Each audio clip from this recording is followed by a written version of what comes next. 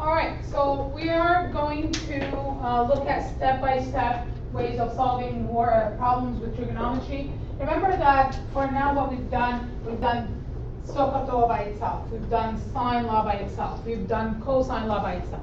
But then when I give you a word problem, you're gonna have to know and figure out which one of these three you're going to have to use, okay?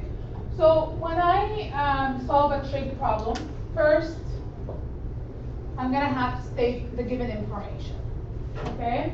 And then I'm going to draw a picture, right? We know it's going to be a triangle. Now the question, is it going to be a right angle triangle or is it going to be an oblique triangle, okay?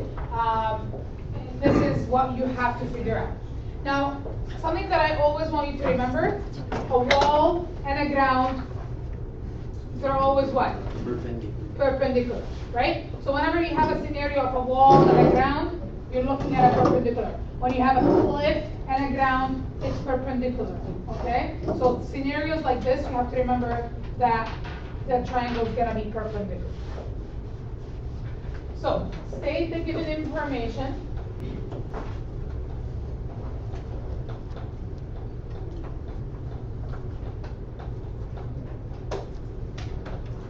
And draw a picture or a diagram.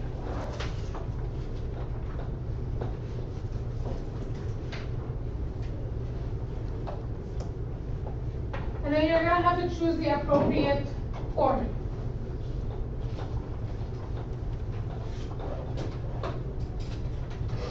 So if I have a right angle triangle scenario, what formulas can I choose from? SOHCAHTOA.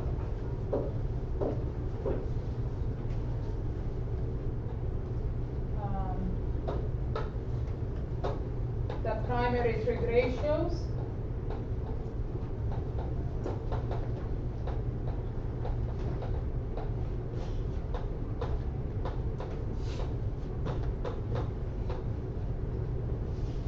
And or other than SOHCAHTOA, I can use with right angle triangle only. If you have two sides and you're looking for the third side, for example. What do we call it? Come again? If you have two sides and you're looking for the third side in a right angle triangle. What do we call it?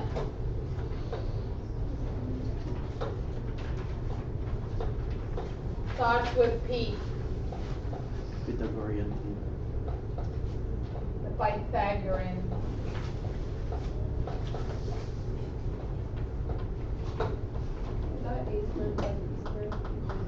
Yeah. So this is, you can use either A, B, C, right? Where you have A squared plus B squared equals C squared. And this is only used when we have two sides and looking for the third in a right angle triangle. And remember that C always is your hypotenuse, okay? Or you can use SOHCAHTOA. So this is when it comes to right angle triangle. Now if I'm looking at non-right angle triangle, if I have one pair of opposite side and angle, and one more piece of information. So if I have an opposite side and angle, what do I have to use? Opposite side and angle, then I have to use a sine law. So anytime you have opposite, right? So if you have an angle and its opposite side, right? And any other piece of information, you can have another angle or you can have another side, then you can use sine law because you need to know opposite information. You need to know the angle and its opposite side to use sine law. Okay? And then what's sine law? What would be the sine law? Sine over Sine A over A equal sine B over B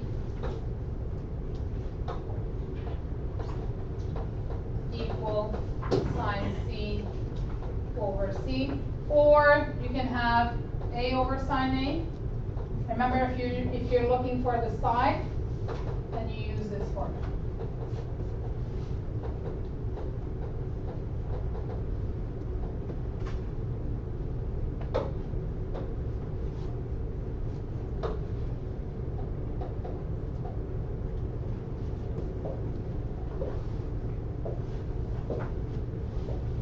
Okay? So this is the case when you have a pair of opposite side and angle.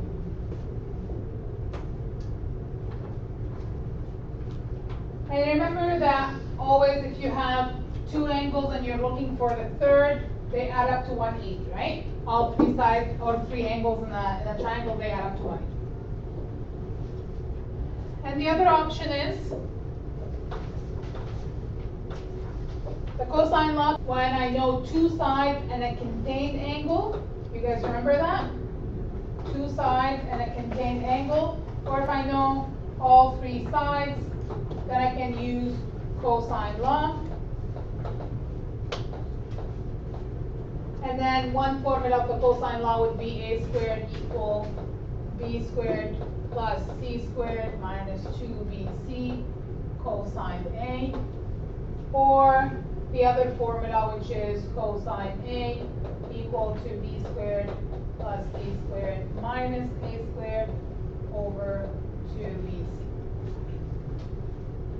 Alright, so you can pick one of these formulas.